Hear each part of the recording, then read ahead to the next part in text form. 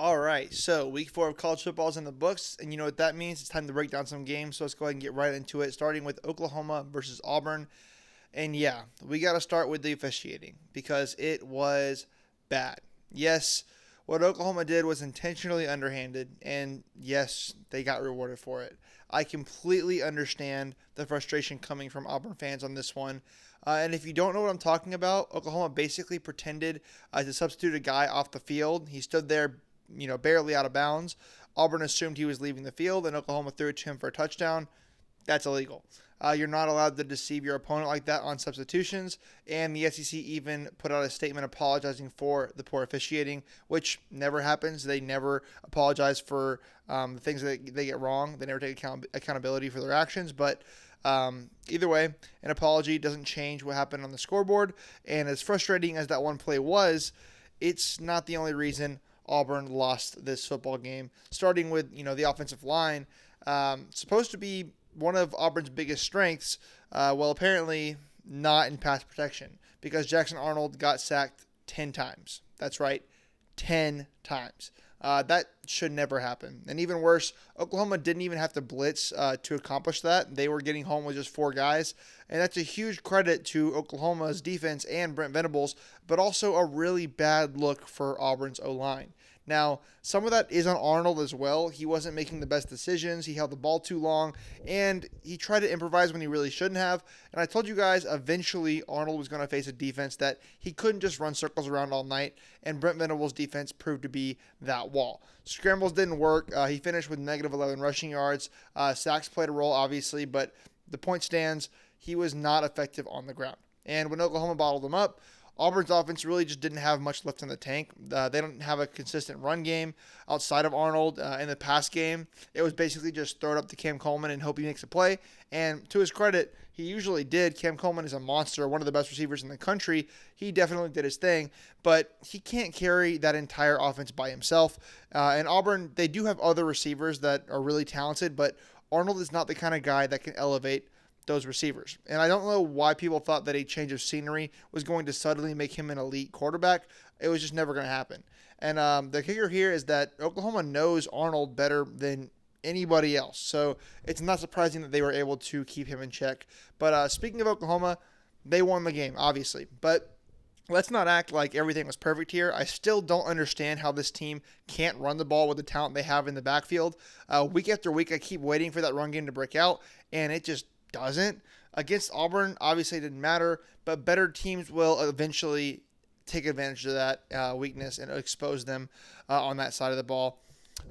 They also lost the turnover battle again and still pulled it out. That's not sustainable long term, but the reason they can get it done and get away with it is John Mateer. That dude is for real. He looked every bit of the Heisman candidate I have been telling you that he is. He lit it up through the air. He spread the ball around, and Oklahoma's receivers did what they do best and dominate. Combine that with the Venables defense, and you've got a team that can beat just about anybody. And if they can figure out the O-line and the run game, Oklahoma's ceiling is sky high this season. But here is the wrench in the bicycle spokes, and that is John Mateer is out for the next month with a broken hand. It's his throwing hand. So obviously that changes it up. They might be forced to be better running the ball, or maybe they'll have a backup quarterback that can throw at least decently enough to get them wins while Mateer is out. But that could definitely be hard for Oklahoma to overcome. So we'll see how that bodes for them going down the season. But as for Auburn, look, they are better than they have been the past few years. But let's go ahead and pump the brakes.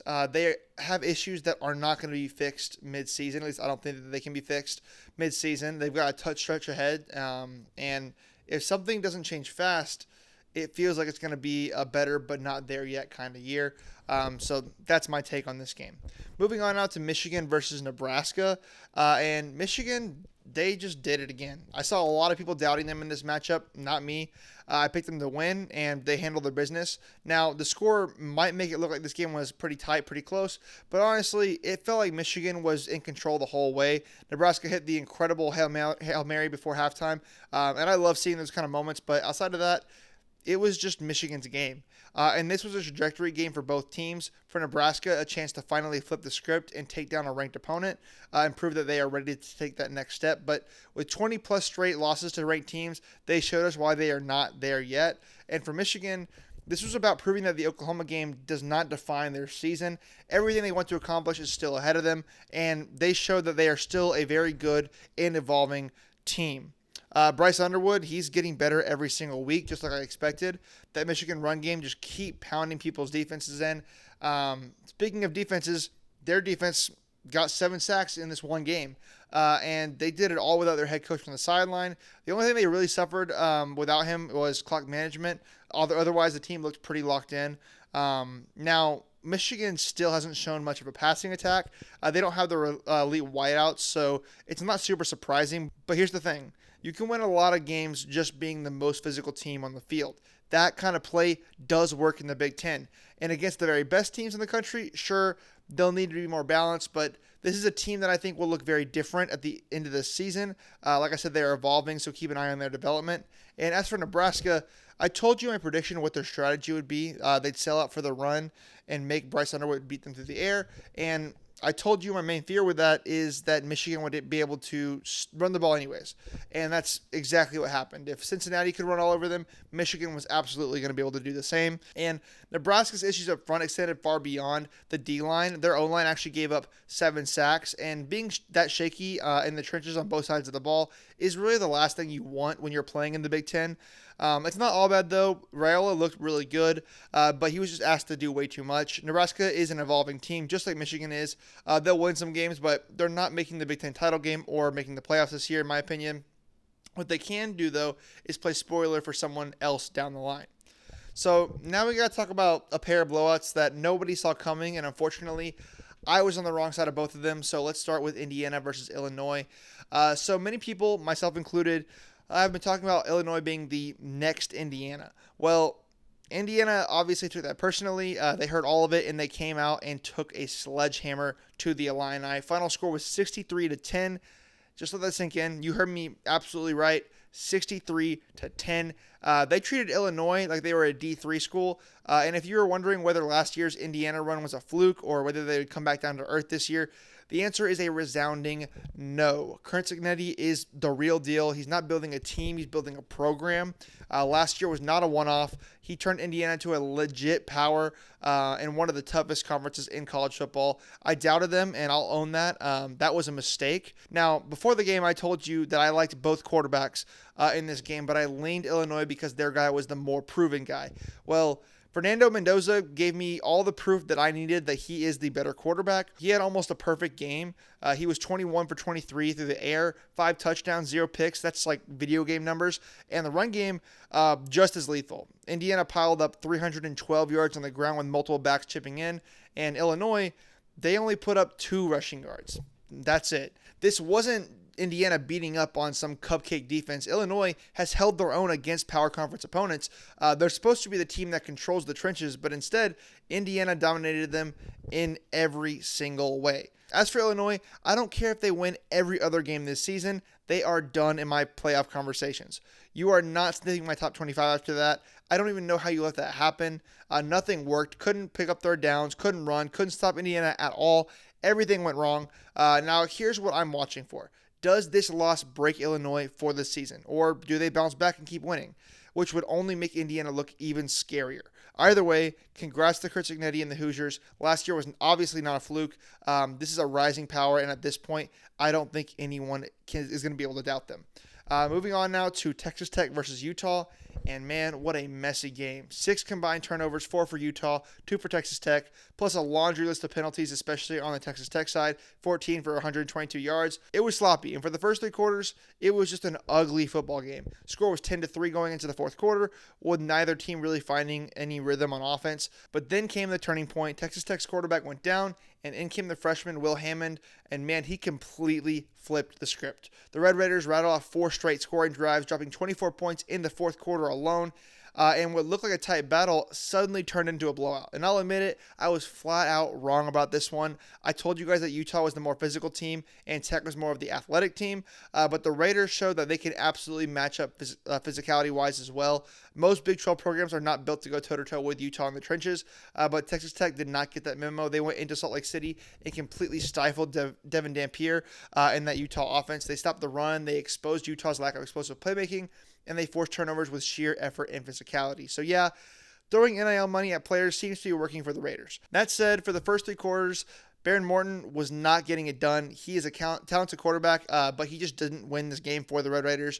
When he got hurt, Texas Tech fans had every reason to be nervous about throwing a freshman into a one-score game. But Hammond, he looked fearless, 13 of 16 passing, added toughness in the running game, and just gave the whole team a spark. Suddenly, the offense clicked, and Utah just had no answers. So now, Texas Tech looks like they're in the driver's seat in the Big 12 title race, and we'll talk about their likely opponent in a second, but let's close with Utah. If you're a Utah fan, obviously this hurts, but I wouldn't panic. There are not many other Big 12 teams that will be able to match up with you up front like Texas Tech did. Most weeks, Utah will still be the most physical team on the field, and that will translate into wins. Dampier is still super talented. He just needs to clean up some of those turnovers in the run game, plus the defense should still give them plenty of success moving forward.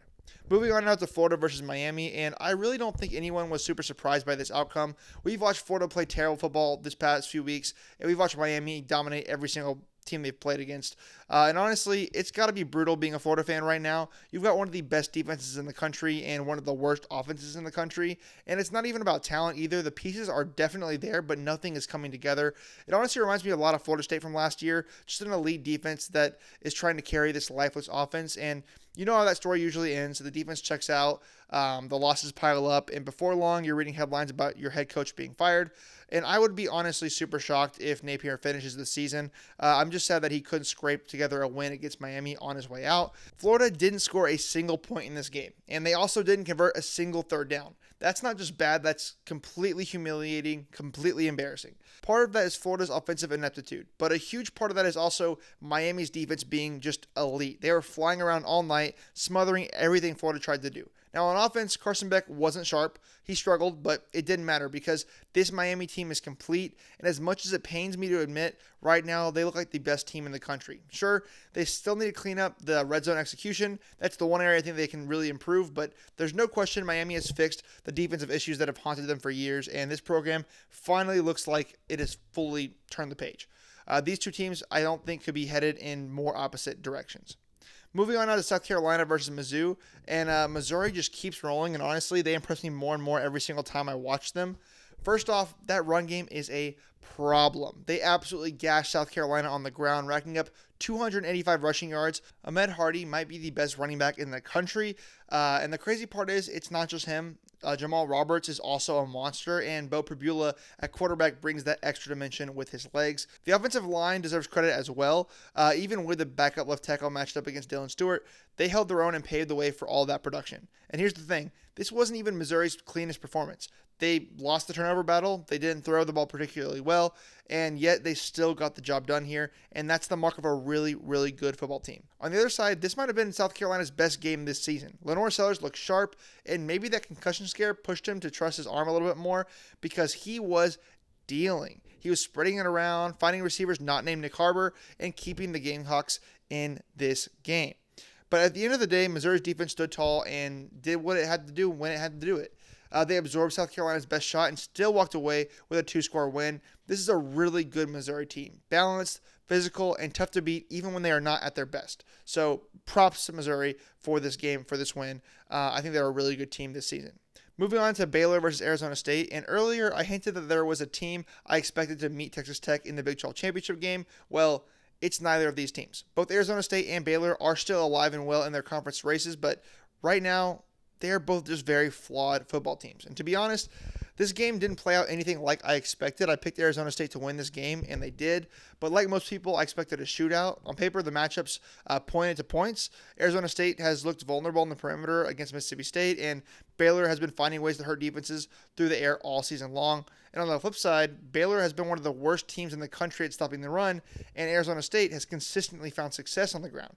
That should be the recipe for a high-scoring game. Instead, points came at a premium. Both teams moved the ball in spurts, but neither was nearly as efficient as expected, especially in the red zone. When you look at the box score, Arizona State honestly should have won this game by more.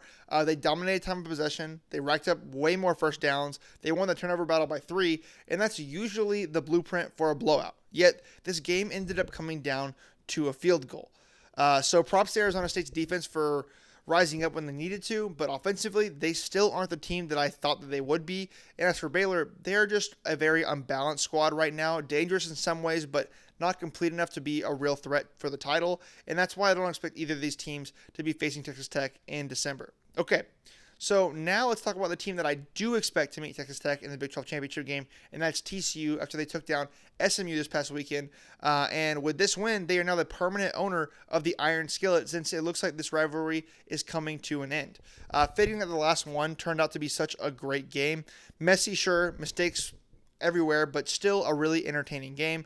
And let's start with the winners. Josh Hoover continues to look like a surgeon through the air, and his main target, Eric McAllister, had a game for the history books. 254 yards and 3 touchdowns. One of the best performances in school history. He absolutely took over. And while TCU has never been a run-first team, you could tell they've made some pretty significant improvements since last season on the ground.